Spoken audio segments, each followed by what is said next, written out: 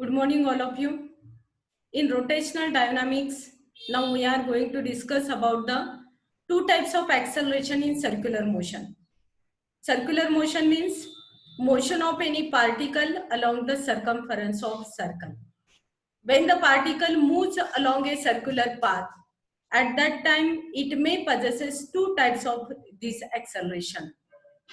For example, see in figure, when this particle is moving along the circumference of circle, then it possesses two types of this acceleration. So what are the two types of acceleration? That is, one is radial acceleration, or it is also called as a centripetal acceleration. So when this particle possesses radial acceleration, that is, the particle possesses radial acceleration due to change in direction of linear velocity. When the particle moves along a circular path, direction of velocity always changes. That is, direction of linear velocity is tangential to the circle, and so that the direction of, due to this change in direction of velocity, it possesses acceleration, and that acceleration is called radial acceleration. That is, we know that when the particle possesses acceleration, if the magnitude of velocity changes, or if the direction of velocity changes, or if both magnitude as well as direction of particle changes. But here, first here we consider when the direction of this particle changes, and if the particle is moving with the same velocity, constant velocity, then that particle possesses only radial acceleration. For example, suppose here we consider a vehicle is moving along a circular path with a speed 5 meters per second. That is, the speed of that vehicle remains same, but direction of velocity changes, so that it possesses a radial acceleration. That is, this blue arrow indicates the direction of this radial arrow. It is along the radius of this circle and towards the center of this circle. So it is called as a radial acceleration, or this acceleration is also called as a centripetal acceleration. Now next acceleration is the tangential acceleration. When any particle possesses tangential acceleration, if any particle is moving in a circular path, and along this motion, if the magnitude of velocity also changes, then that particle possesses tangential acceleration. That is, the tangential acceleration is due to change in magnitude of linear velocity. For example, if the particle is moving along a circular path, and when it is moving along a circular path, at that time speed of that particle is suppose 5 meter per second. After that its speed increases 10 meter per second, 15 meter per second. If the magnitude of that velocity goes on changing and also direction changes, then due to change in magnitude of this velocity, it possesses tangential acceleration. And that tangential acceleration is always in the same direction of velocity. So tangential acceleration is indicated by this red arrow, and it is always tangential to this circle along the direction of this velocity. So when the particle is moving along a circular path, it may possesses a radial acceleration, that is due to change in direction of velocity. And another kind of acceleration is the tangential acceleration, that is due to change in magnitude of linear velocity. Now next here we consider what is the resultant acceleration in circular motion. That is, if the particle possesses two types of acceleration, then what is the resultant acceleration? So here we consider if this particle is moving along a circular path, and when it moving along a circular path, magnitude of velocity also changes, and also direction of velocity changes. So it possesses two types of acceleration. Now here this radial acceleration is due to change in direction of velocity, while tangential acceleration is due to change in magnitude of this velocity. So resultant of these two acceleration is given by, according to law of parallelogram in vectors, here we get the resultant vector is A, and that is given by square root of AR square plus AT square plus twice of AR AT cos theta. Now angle between both these vectors AR and AT is 90 degree. So here this cos 90 is a 0. So here we get the resultant vector is equal to A is equal to square root AR square plus AT square. This is the resultant acceleration in circular motion if the magnitude of velocity also changes and direction of velocity also changes. So if the magnitude of this velocity changes, that means that type of motion is considered as a non-uniform circular motion. In non-uniform circular motion, particle possesses two types of this acceleration, that is a radial acceleration and tangential acceleration. While in case of uniform circular motion, so what is the uniform circular motion? Uniform circular motion is nothing but motion of this particle along the circumference of circle with constant linear speed or constant angular speed is called as a uniform circular motion. So when the particle is moving in a circle with constant linear speed, at that time period of this particle also remains same. So what is the period? Period means time required to complete one revolution. For example, motion of hour hand, minute hand, motion of earth round the sun, motion of moon round the earth.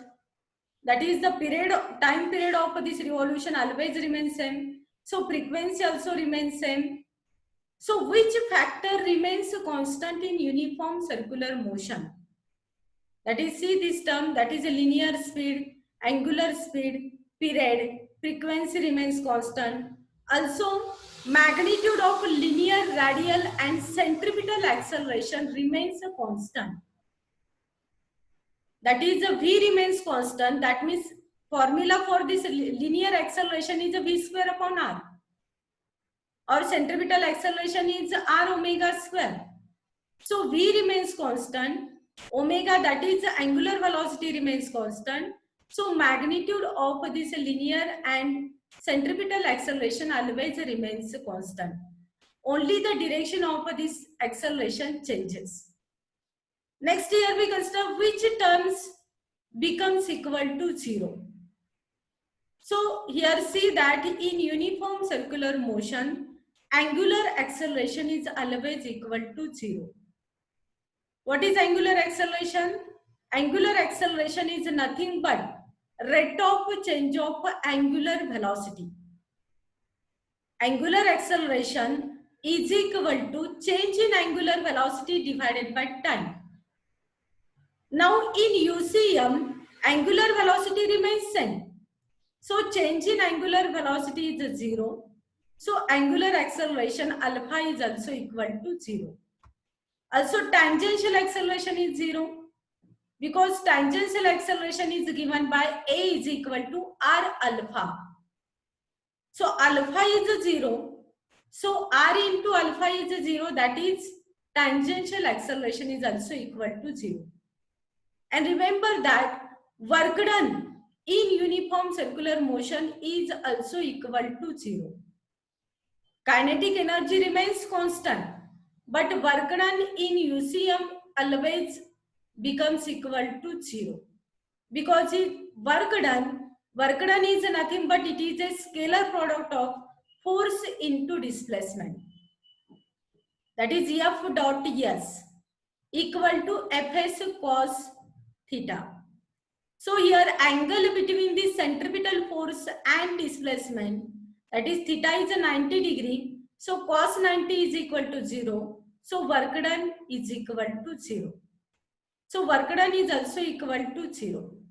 So these are the factors becomes 0 in uniform circular motion. Now what is the formula for time period? Time period is nothing but time required to complete one revolution.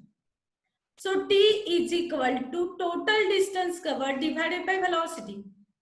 So total distance covered along circumference is equal to 2 pi r upon velocity v, or is equal to time period is nothing but it is the total angle subtended in one revolution divided by angular velocity, or angular displacement divided by angular velocity.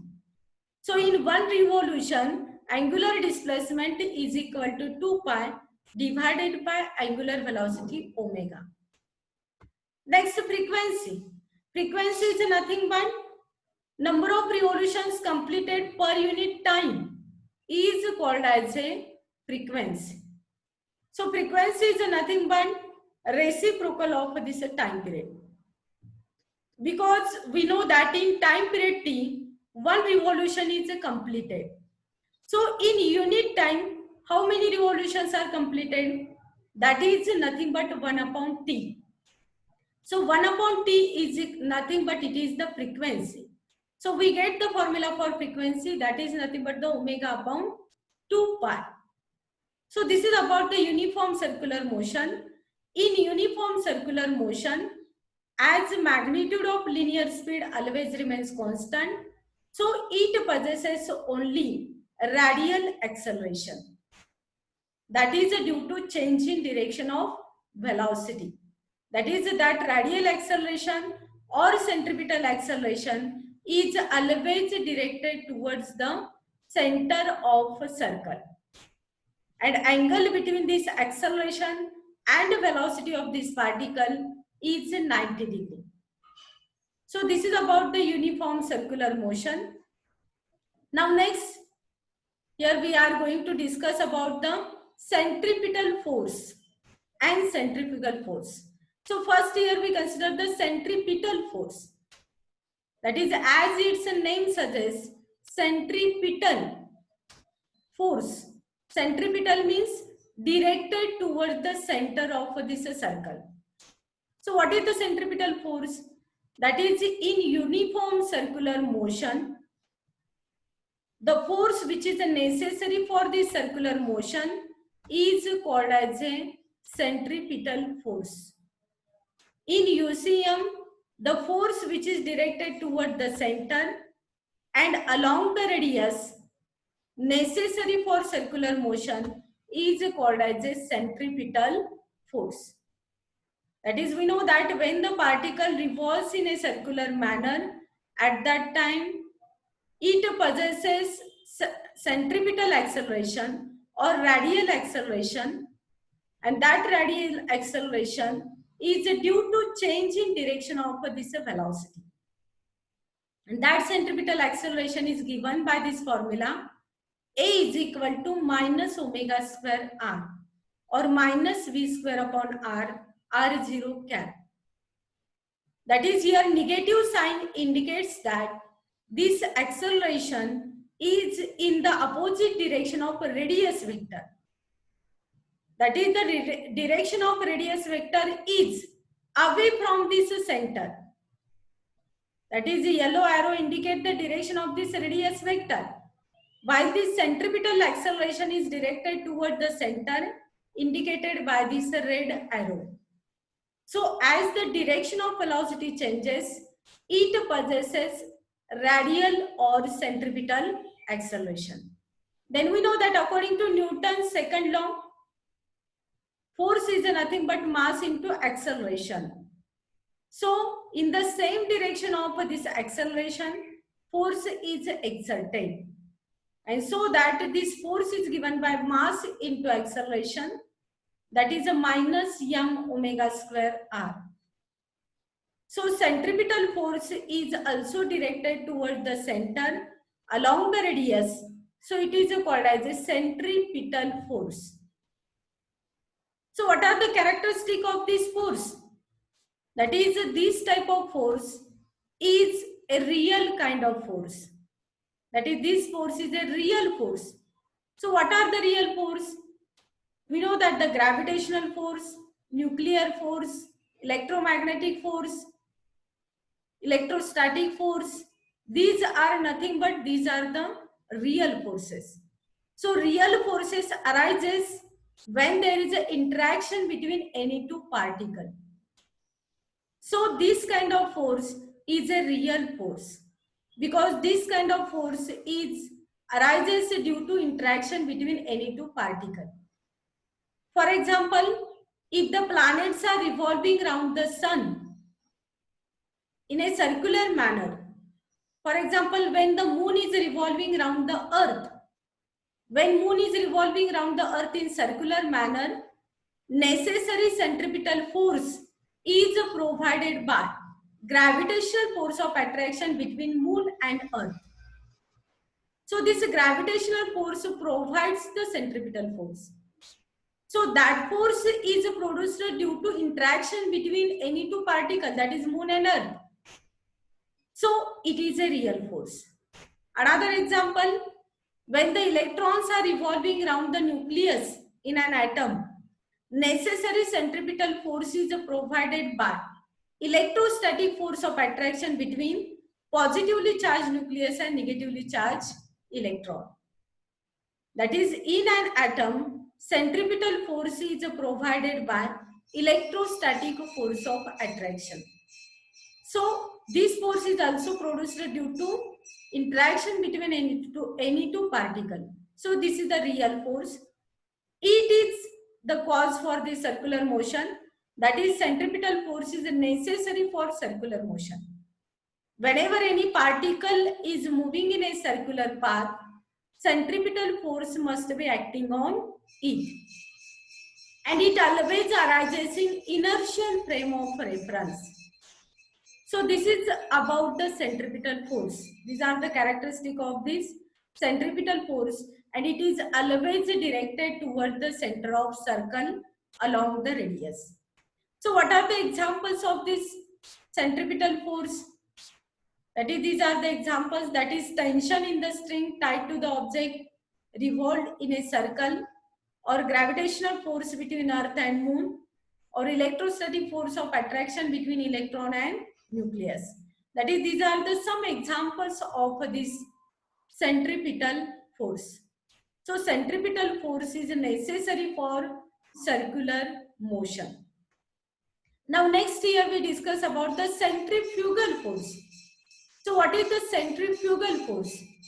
That is, this force is also directed along the radius but away from the center. That is the force in non-uniform circular motion or in circular motion.